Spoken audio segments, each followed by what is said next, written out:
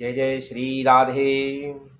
आइए आज हम चर्चा करते हैं 16 संस्कार के अंतर्गत आने वाले 5वें संस्कार की, जिसका नाम है नामकरण संस्कार।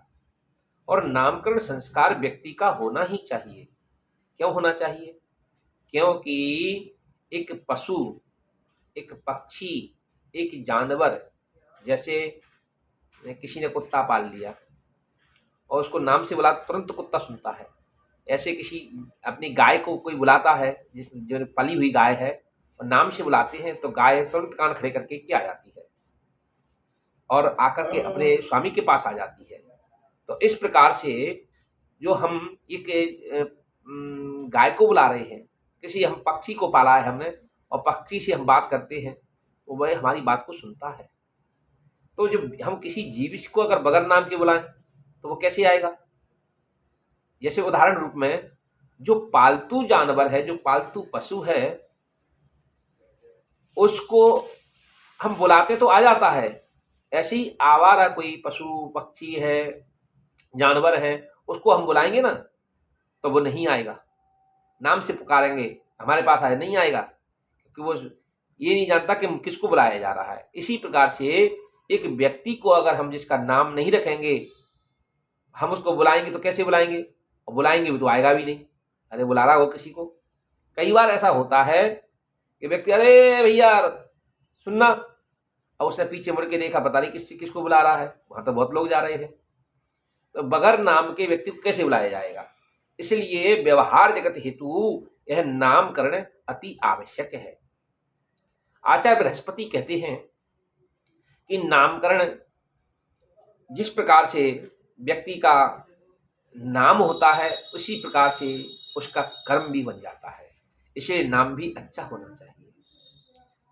कि नाम अखिलस्य व्यवहार हेतु शुभावहम कर्मस्य भाग्य हेतु नाम नैव कीर्तिम लभते मनुष्य ततः प्रशस्तम खल नाम कर्म। तो कहते हैं नामाखिलस्य व्यवहार हेतु, इस व्यवहार जगत में नाम अवश्य ही रखना चाहिए। उससे क्या होता है? उसके भाग्य की वृद्धि होती है। शुभावहम कर्म सौभाग्य हेतु और नामनैव कीर्तिम लभते मनुष्य। और जिस प्रकार का उसका नाम होता है, उसी प्रकार से उसकी कीर्ति भी बढ़ती है। यथा नाम तथा गुण, ऐसा कभी कभी कहते हैं ना। अब देखिए, मेरा नाम तो आपको क्या बताएं, ये हमारे दादाजी ने रखा। और हमारे दादाजी जो ज्योतिष, कर्मकांड, यज्ञ, वास्तु, भागवत के बड़े ही विद्वान रहे। और हमारे यहाँ जो परंपरा है ये पुश्तैनी है, कोई आज की नहीं है। ये एक पीढ़ी नहीं बोल रही है, ये कई पीढ़ियां बोल रही है। क्यों? क्योंकि उनका आशीर्वाद, उनके धर्म ग्रंथ, उनका अध्ययन करके हम लोग बोल रहे हैं। तो परंपरागत जो पांडित कर्म, उसका आनंद अलग होता है, एक बात। दूसरी बात यह है कि हमारा नाम गर्गाचार्य रख दिया। अब हमारे नाम में जन्म से ही आचार लगा हुआ है। ये नहीं है कि हमने अभी इसी बाद में रख लिया हो पांडित कर्म करते समय। जिसका नाम में जन्म से ही आचार्य है, आचार लगा हुआ है, तो क्या किसी डिग्री की आवश्यकता है?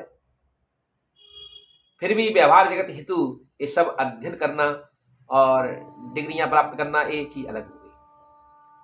तो कहते हैं नामनैव कीर्तिम लभते मनुष्य। इसलिए व्यक्ति की नाम से कीर्ति भी होती है। इसलिए हमेशा नाम भगवान के नाम पर ही रखना चाहिए, ऋषियों के नाम पर ही रखना चाहिए। अच्छा, इसमें शास्त्र कहता है कि हमको 11वें दिन नामकरण करना चाहिए। 11वें दिन क्यों? क्योंकि 10 दिन का सूतक और 10 दिन का पातक, यानी जन्मना और मरना सूतक 10 रात्रि पर्यंत होता है। और 11वें दिन हमको नामकरण करना चाहिए। उसके लिए कहा गया है कि दशम्याम उत्थाय ब्राह्मणान भोजयित्वा पिता नाम करोति। 10 रात्रि व्यतीत होने पर पिता नामकरण करे। अब चूंकि विधि जो है ना उसकी, वह तो सारी विधि ब्राह्मण कराएगा, पूजन ब्राह्मण कराएगा, लेकिन जब नामकरण की बात आएगी तो कान में पिता ही नाम बालक के सुनाएगा। अच्छा, पिता या दादाजी या परदादाजी जो भी हैं, हम उनसे भी एक उसके लिए कहा गया है कि जो उपस्थित हैं तो उस समय हम किसी से भी करा सकते हैं। उपस्थित का मतलब यह होता है कि जैसे आज के समय में, आज के व्यवहार जगत में यह है कि नामकरण करा रहे पिता नहीं है, तब दादाजी भी नहीं है, तो चाचा आदि से भी करा सकते हैं, ऐसा शास्त्र में वर्णन है। उपस्थित न होने पर तो यह संस्कार अवश्य उसके परिवार के द्वारा, उसका नामकरण उसके कान में जो कहने की बात आती है ना, उस समय पिता, बाबा अथवा चाचा के द्वारा होना चाहिए। यद्यपि शास्त्र सम्मत तो यह है कि पिता के द्वारा ही होना चाहिए, सबसे प्रथम आग्रह है। इस प्रकार से नामकरण की बात इसमें आई है। तो अशौचे एकादशा हनेपी नाम, कहते हैं संघ स्मृति में लिखा हुआ है कि अशौच की निवृत्ति 10 दिन में होती है। तब एकादश में जाकर के यानी 11वें दिन में जाकर के हमको फिर यह कार्य करना चाहिए नामकरण वाला। तब क्या कह रहे हैं उसमें, नामकरण के लिए क्या करना है? ततो 10वें हनि मात पितरौ कृत मंगल कौतकौ स्वस्ति वाचनम कृत्वा नाम कुर्यात्। तो स्वस्ति वाचनम कृत्वा, अब स्वस्ति वाचन किसी को आता नहीं है, ब्राह्मण को बुला करके वैदिक विधि के साथ में पूजन करा के, पंचांग पूजन करके, और पंचांग पूजन करने के उपरांत ही नामकरण की बात आई है। तो देवताओं का आवाहन, स्थापन, और इसमें पंचगव्य से हवन होता है, और शेष जो पंचगव्य बचा हुआ है ना, उसमें से फिर अवशिष्ट भाग जो यज्ञ अवशिष्ट भाग है, तो उससे को फिर मां को बुलाया जाता है, और जिसमें प्रसूत का ग्रह जो है उसकी शुद्धि की जाती है। अब देखिए, नाम भी जो है 2 अक्षर का अथवा 4 अक्षर का नाम ज्यादा अच्छा बना है, उन्नति कारक है। ऐसे ही कन्या का नाम जो है 3 अक्षर का अथवा 5 अक्षर का नाम श्रेष्ठ माना है। इस प्रकार के नाम रखना चाहिए। नाम हमको देव नाम है ना, देवता के नाम पर नाम रखना चाहिए, अथवा मास नाम, महीनों के नाम पर नाम रखना चाहिए, अथवा नक्षत्र नाम, नक्षत्र के आधार पर भी नाम रखना चाहिए, अथवा व्यवहार नाम या प्रसिद्ध नाम अपने रख सकते हैं। ऐसा क्यों कहा गया है? क्योंकि पहली बात तो यह है कि एक जो नाम होता है उस नाम के आधार पर कोई तंत्र प्रयोग न करे, इसलिए ओरिजिनल नाम नहीं होगा तो वहां तक तंत्र क्रिया चलेगी ही नहीं। दूसरी बात यह है कि प्रसिद्ध नाम और व्यवहार के नाम क्यों रखे जाते हैं? इसकी बात यह है कि बड़े पुत्र का, गुरु का, अपना पत्नी का नाम नहीं लेना चाहिए। अगर जो नाम लेते हैं बार बार, जो पत्नी का नाम लेते हैं, ध्यान देना, तो वह लक्ष्मी की हानि होती है। इसलिए व्यवहार जगत में नाम नहीं लेना चाहिए, ऐसी बात कही गई है। तो इस प्रकार से कहते हैं कि नामकरण जो संस्कार है, नामकरण संस्कार के नाम जो है व्यवहारिक नाम किस लिए है और राशि नाम किस लिए है? तो एक राशि का नाम हो गया, एक व्यवहार का नाम हो गया, प्रसिद्ध नाम जिसे अपन कहते हैं। और इनके लिए भी अलग अलग विधि बताई गई है, किस कार्य में कौन सा नाम काम करता है। आइए इसको समझते हैं। तो विवाहे सर्वमांगल्ये यात्रायां ग्रह गोचरे जन्म राशि प्रधानत्वं नाम राशिं न चिंतयेत्। कहते हैं विवाहे सर्वमांगल्ये, विवाहे आदि में, यात्रा में, और गृह गोचर यानी अपनी जन्म पत्री दिखाने में, जन्म राशि प्रधानत्व, हमारी ग्रह किस ग्रह की दशा चल रही है, कैसी हमारी ग्रह की अनुकूलता है प्रतिकूलता है, इसको जानने के लिए जन्म राशि प्रधान है, ना कि नाम राशि। नाम अलग है और जन्म की राशि अलग है। तो इसके लिए जो नाम राशि है उसको कब देखना चाहिए, उसको कहते हैं देशे ग्रामे गृहे इद्ये सेवायाम व्यवहार के नाम राशि प्रधानत्वम जन्म राशि न चिंतयेत। अब देशे ग्रामे गृहे इद्ये की बात कह दी गई है यहाँ, तो इसके लिए बात यह है कि हमको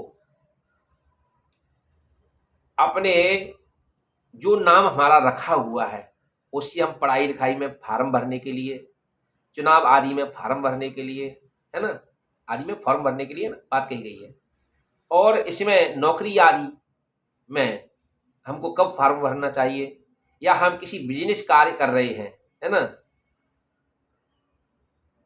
तो इस प्रकार से हमको नाम राशि प्रधानत्वम, और नाम राशि से ही चंद्रमा देख करके उसको कार्य करना चाहिए।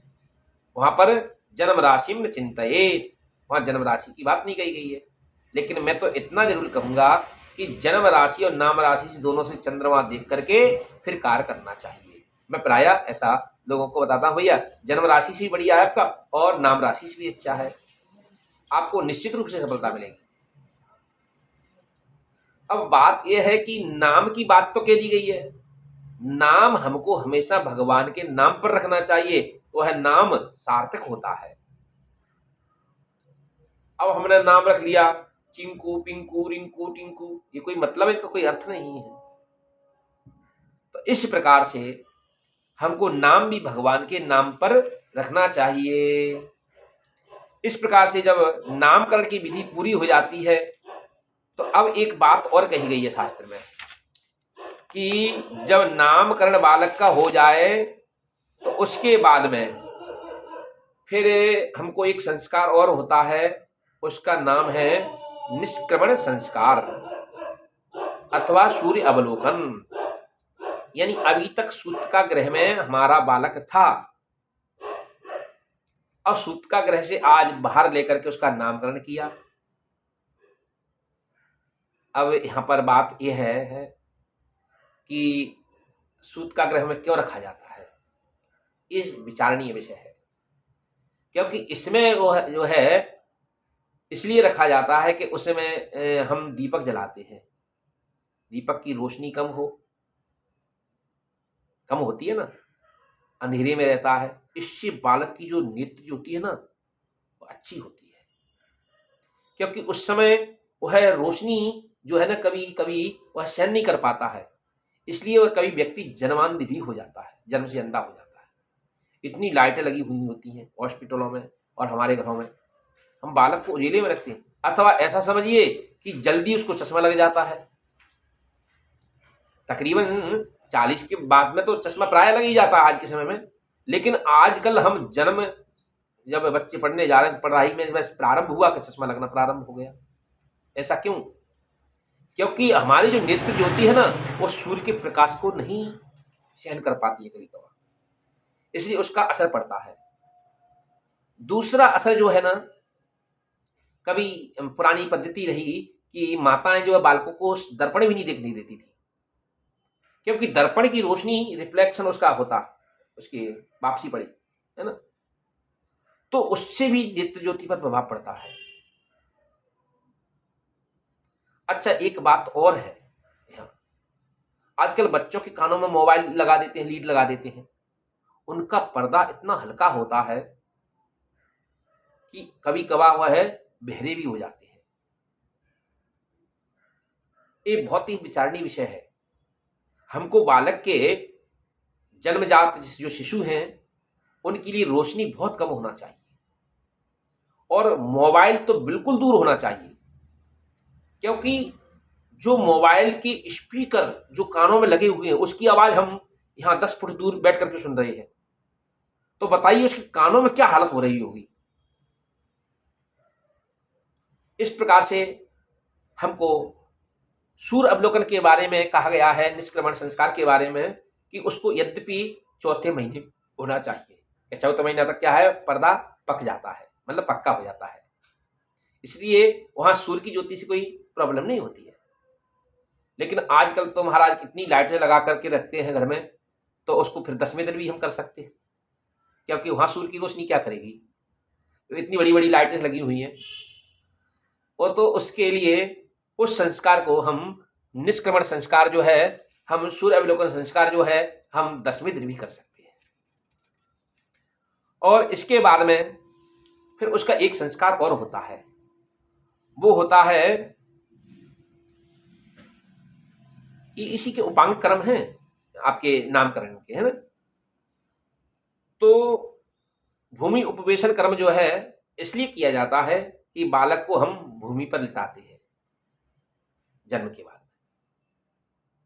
इससे हमारी जो भूमि माता, पृथ्वी माता है ना, धरती माता, ये उस बालक को जब धारण करती है तो मन प्रसन्न होता है, मेरा बालक है।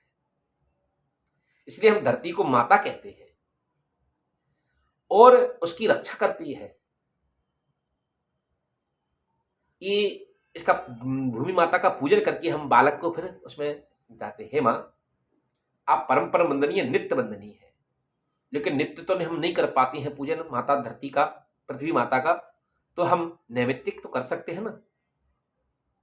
इसलिए वहां पर हमको भूमि माता का पूजन करके, और अंत समय जब आता है ना, तब भी हमको पलंग आदि से अंत समय आते हैं तो उसको उतार करके नीचे रख देते हैं, यानी मां को हम बालक को समर्पण करते हैं। ऐसा इसलिए करते हैं क्योंकि इससे मरने वाले की सदगति होती है। अब बात आती है डोलारोहण। यह पर्यंकारोहण इसको कहते हैं। इसको हम अपनी भाषा में ऐसे समझे, इसको बोलते हैं झूला, है ना, हिड़ोला। तो हिड़ोला यानी झूला, या कुछ भी कहिए, पलना कहिए, है ना, पालना। तो जिसमें बालक आराम से, छोटा है ना, तो आराम से उसमें लेटा रहे, और बालक के लिए यह संस्कार, उसकी पूजा करके वह हिड़ोला झूला मामा के यहाँ से भी आता है, और जैसी परंपरा होती है वैसा कर लेते हैं। किसी के मामा ही नहीं हो तो क्या करें, और मामा लेके नहीं आता तब क्या करें, तब वहां पर अपने ही द्रव्य से झूला लेकर के बालक को खिलाने के लिए और बालक के उत्थान के लिए। क्योंकि इसके बाद में अब आती है बात 4 महीने के बाद में बाहरी दुग्ध पिलाने की बात। अभी तक बालक माँ का दुग्ध पान कर रहा था, तो कहते हैं माँ के दुग्ध में वह ताकत है तो किसी भी दुग्ध में नहीं है। दूसरा नंबर आता है गाय के दुग्ध का। गाय के दुग्ध में 10 गुण माने जाते हैं। कौन कौन से 10 गुण? एक तो है स्वादिष्ट है, शीतल है, मृदु है, स्निग्ध है, बहल है, सुलक्षण है, पिच्चल है, गुरु है, मंद है और प्रसन्न है। ये 10 गुणों से युक्त है गाय का दुग्ध। तो प्रवरम जीवनीयानाम क्षीर मुक्तम रसायनम, चरक संहिता में वर्णन आता है कि यह जो रसायन जो है ना, वह अत्यंत श्रेष्ठ है। और माँ का जो दुग्ध है उसमें भी जीवनम ब्रहणम साम्यम स्नेहनम मानसम पया, उसमें स्नेह है माँ का। तो कहते हैं जिसने माँ का दूध पिया ही नहीं, कभी कभी एक कहते हैं तुमने माँ का दूध पिया है तो मेरे सामने आके बता। भैया बोतल का दूध पिया है, जन्म से बोतल, फिर थोड़ा बड़ा हुआ तो है पेप्सी कोला आदि बोतल, और फिर जब बोतल पी है तो फिर वो दूसरी वाली बोतल चढ़ाता है जिसमें मस्त हो जाता है, सूर्यास्त और वह मस्त। फिर क्या होता है लास्ट में, फिर बोतल ही चढ़ती है हॉस्पिटल में और चला जाता है। तो इस प्रकार से बोतलों से बचने के लिए हमको माँ का दुग्ध अथवा गाय का दुग्ध का ही सेवन कराना चाहिए। आजकल हमारी भारत सरकार भी गौ संरक्षण में जगह जगह गौशाला खोल रही है। तो गौशाला से हमारे एक तो व्यवस्था यह है कि गौ माता की सेवा होगी। गाय हमारी पूरे विश्व की माता है और इसी विषय में हम करते हैं बात। इसी विषय पर थोड़ी सी चर्चा इसलिए मैं कर रहा हूं गाय माता की, क्योंकि प्रसंगवश बात यह है, कई मौलवी कहते हैं हमारा गाय से कोई लेना देना नहीं, हमारा कोई मतलब नहीं। तो मैं कहता हूं ध्यान रखें, ऐसा कोई भी समाज नहीं है, ऐसा कोई भी पंथ नहीं है, ऐसा कोई भी जाति नहीं है, और ऐसा कोई भी वर्ण नहीं है, ब्राह्मण क्षत्रिय वैश्य शूद्र आदि जितने भी पूरे विश्व के प्राणी, जिन्होंने गाय के दुग्ध का पान न किया हो। भैया गाय आई कहां से? गाय जो है ना, अच्छा एक उदाहरण लूं मैं, देखिए हम लोग अब जो आज के समय में आधुनिक जो यंत्र आ गए हैं, ट्रैक्टर आदि से खेती करना, पहले खेती किससे होती थी?